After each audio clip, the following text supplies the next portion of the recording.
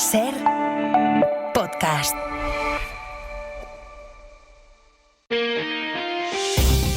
Las 8 de hoy por hoy en Ser Podcast. Hola, muy buenos días. Europa decide esta semana entre lo que quiere ser, lo que puede ser y lo que le dejan ser. El domingo Alemania votarán unas elecciones que van a aclarar si aciertan las encuestas que sitúan a la extrema derecha como segunda fuerza política. De momento, el debate electoral que anoche tuvieron los candidatos confirma que la inmigración será la que decida las elecciones del domingo en uno de los países que fundó la Unión.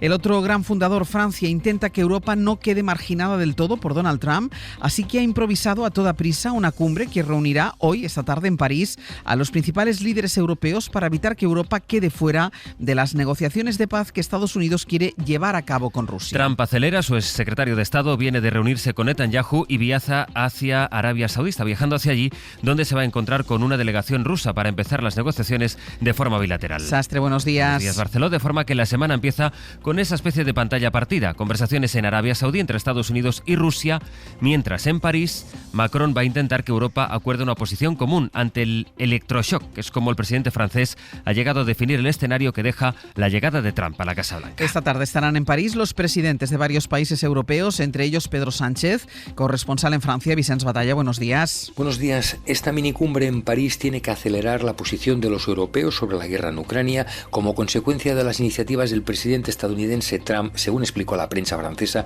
un consejero del presidente Macron.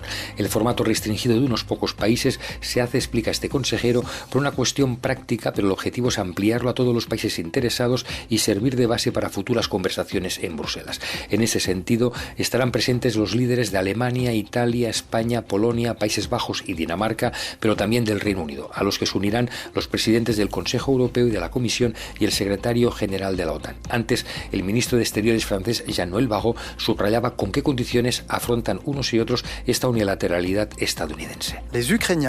Se quiera o no, son los ucranianos quienes decidirán parar los combates y los apoyaremos mientras combatan. Solo pararán cuando tengan la certeza de que su seguridad está garantizada y serán los europeos quienes aportarán esta seguridad, remarcaba Barrot, quien también afirmó que los europeos estarán en la mesa de negociaciones.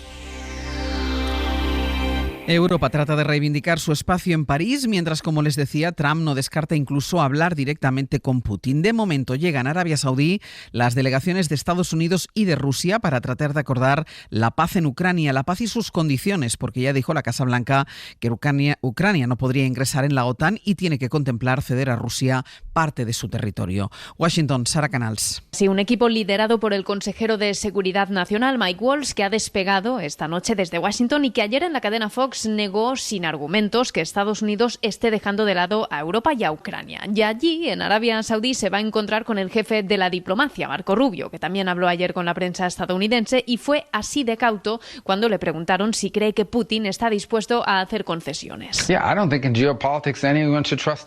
limitó a declarar que en geopolítica no hay que fiarse de nadie, que hay que centrarse en las acciones y que con una llamada no se hace la paz. Donald Trump, sin embargo, ha sido más rotundo y ahora dice estar convencido de que Putin no pretende invadir más territorio ucraniano. De haber continuado, habría sido un gran problema para nosotros, porque no se puede permitir. Dice que le formuló, de hecho, esta misma pregunta en esa primera llamada telefónica oficial del miércoles y asegura también que podrían reunirse los dos muy pronto. ¿Qué dice Zelensky de todo esto? Pues ha advertido de que no va a aceptar un acuerdo sobre Ucrania sin Ucrania, y sus portavoces aseguran que no van a participar en las reuniones de Arabia Saudí con Rusia y Estados Unidos, aunque es verdad que hay en Arabia una delegación de Ucrania. Este fin de semana, Zelensky ha pedido que Europa cree su propio ejército. Y es llamativo que esta mañana, en el Daily Telegraph, en Londres, se publica un artículo del propio primer ministro del Reino Unido, el laborista Starmer, que asegura que su país está preparado para enviar tropas a Ucrania si se acuerda la paz. Starmer es uno de los invitados a la cumbre de hoy en París, donde, como decíamos, va a estar también el presidente del gobierno español, Pedro Sánchez. Guillermo Lerma, buenos días. ¿Qué tal? Buenos días, Ángels. ¿Qué posición defenderá España? Pues España va a defender sobre todo la necesidad de que la Unión Europea y por supuesto Ucrania estén presentes en cualquier negociación de paz que impulsen Estados Unidos y Rusia. Es la posición que ha fijado este fin de semana el ministro Álvarez durante la conferencia de seguridad que se ha celebrado en Múnich, a la que se remiten en el gobierno, donde eso sí prefieren no adelantar cuál debe ser la reacción concreta de los 27 a los planes de Trump, que pretende minimizar el papel de la Unión en esas conversaciones. En la Moncloa recuerdan que la unidad europea en el apoyo a Kiev ha sido clave durante estos 3 años de agresión y reiteran que de lograrse la paz debe ser justa y duradera. La llamada de Macron servirá a la Moncloa para poner esta semana el foco en la agenda internacional e insistir en el discurso sobre el auge de la ultraderecha, algo con lo que Sánchez busca también presionar al PP. Creen en la Moncloa que los de Feijóo deben decir de manera clara al lado de quién están, si con los que quieren una Europa fuerte o junto con los que buscan debilitarla, y eso para el Ejecutivo pasa porque los populares rompan de forma explícita con Vox, a quien considera el caballo de Troya contra Europa. En el PSOE ven en la agenda internacional, por tanto, una manera de retomar la iniciativa ante el bloqueo en el que siguen las conversaciones con Junts y ante las discrepancias también que han aflorado en esta última semana en el seno del gobierno de coalición. De manera que el gobierno señala al PP y en el PP David Junquera, buenos días. Hola, buenos días. Núñez Feijóo intenta hacer equilibrios para contener el crecimiento de Vox en las encuestas. Sí, muy Feijóo, no termina de decir ni una cosa ni la otra, aunque el presidente del PP al menos está empezando a decir algo después de un silencio buscado que ha durado varias semanas. Hoy en los kioscos podemos leer algunas líneas sobre la posición de Génova.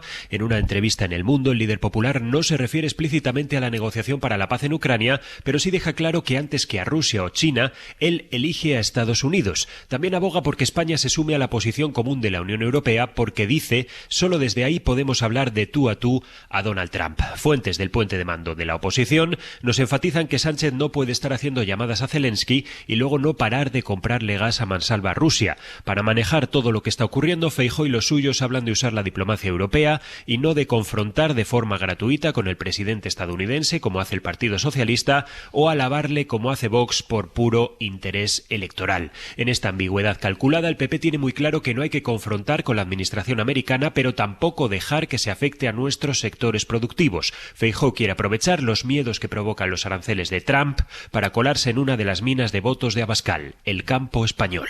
David, Guille, gracias. Hasta luego. A todo esto, el diario El País cuenta esta mañana también que el gobierno español prevé duplicar su gasto en defensa y que la hoja de ruta del Ejecutivo contempla pasar de los 17.500 millones del año pasado a los 36.500 dentro de 5 años. Se alcanzaría así la inversión en defensa del 2%, aunque es verdad que eso queda lejos ahora del 5% que parece que pide de nuevo Estados Unidos. En cualquier caso, para cumplir ese objetivo, sea el que sea, hace falta poder aprobar los presupuestos. Europa pues está en mitad de la encrucijada, con Trump queriendo marginarla y además con su gobierno tratando de incidir en las elecciones de otros países del mundo.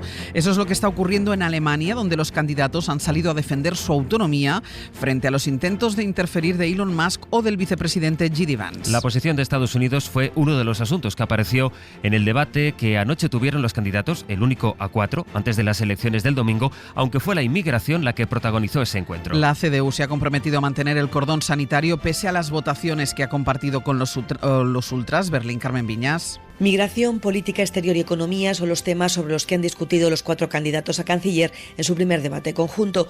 Nada ha quedado más claro que conservadores, socialdemócratas y verdes podrán negociar una coalición tras las elecciones. Los 3 han mantenido firmes en continuar con el cordón sanitario, pese a las críticas del vicepresidente norteamericano J.D. Vance este fin de semana en Múnich. El líder conservador y favorito en las encuestas, Friedrich Merz, le aseguraba a la líder ultra que jamás colaborará con su partido, mientras que el candidato socialdemócrata, el canciller Scholz, acusaba a Alice Weidel de banalizar el nazismo. Esa comparación es escandalosa para mí y para el partido, respondía Weidel. Mientras que un notablemente airado Scholz insistía en que en su partido hay gente que trivializa el nacionalsocialismo. Especialmente en lo que respecta a Ucrania y la política exterior, los 3 principales candidatos han hecho hincapié en su postura común. Weidel, en cambio, propone una Alemania neutral. Sus compañeros de debate le han recordado que Alemania se juega su orden político en Ucrania. En Austria, el gobierno ha calificado como atentado islamista el ataque del sábado en el que un joven sirio de 23 años mató con un cuchillo a un niño de 14. Hubo otros 5 heridos a los que fue apuñalando de manera aleatoria. El agresor se había radicalizado en muy poco tiempo en Internet y fue detenido gracias a que otro ciudadano, también sirio, un repartidor de comida, lo atropelló con su coche y evitó que atacase a más personas. Hoy por hoy noticias. Ser podcast. El Partido Popular de Sevilla gastó 35.000 euros de dinero público para poner 70 autobuses y llenar un mitin de Mariano Rajoy que dio en la ciudad en el año 2011. En esa época el partido lo presidía en Sevilla quien ahora es el alcalde de la ciudad, José Luis Sanz. La información lo publica esta mañana el Diario de Sevilla, que contó hace unos días que quien ahora es primer teniente de alcalde del Ayuntamiento de Sevilla, Juan Bueno, cobró sobresueldos en cheques del PP. Lo que ahora se sabe es que el ahora alcalde y su mano derecha tiraron de dinero de la Diputación para un acto electoral de su partido.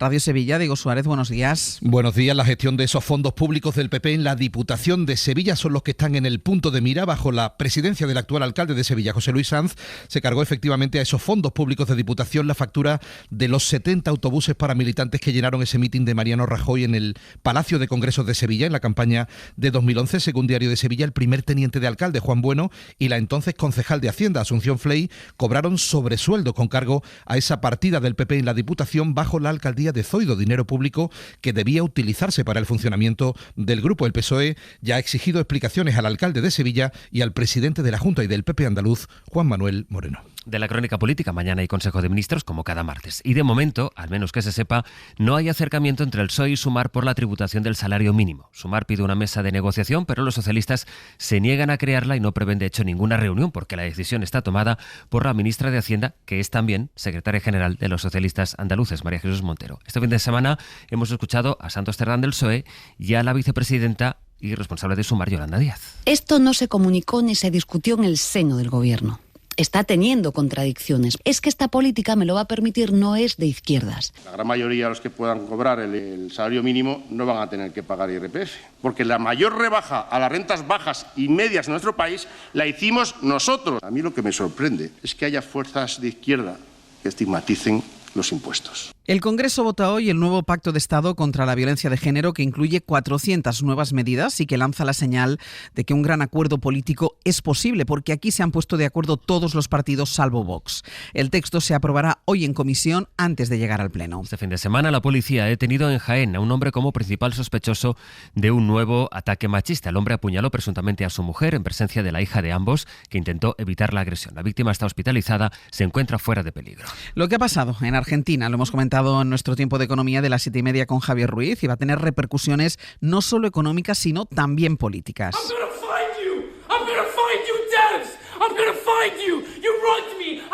Esta es la reacción de un hombre al saber que se había arruinado. Algunos dirigentes han demandado a Javier Milei por haber animado a invertir en una criptomoneda que se hundió tras haberse disparado. Miles de personas se han arruinado mientras Milei dice que él no tiene nada que ver. Irene Millán. 4 dirigentes políticos han interpuesto la primera denuncia penal contra el presidente por una presunta estafa con criptomonedas. Le acusan de asociación ilícita e incumplimiento de sus deberes como funcionario público. En el escrito detallan que la estafa ha afectado a más de 40.000 personas y que ha provocado pérdidas de más de 4.000 millones de dólares. Es el mayor escándalo que vive el presidente ultra, que solo lleva 14 meses en la Casa Rosada. Los denunciantes han pedido que se registre la residencia presidencial y la sede del Ejecutivo para incautar todos los equipos electrónicos. También que se registren las empresas implicadas y los domicilios de los demás denunciados. Los expertos ya hablan de estafa piramidal y la oposición le amenaza con pedir un juicio político en el Congreso. El presidente mantiene que no tiene vinculación alguna con la empresa que desarrolló la cripto y que desconocía las consecuencias que podía tener el proyecto, algo que la denuncia dice que es imposible.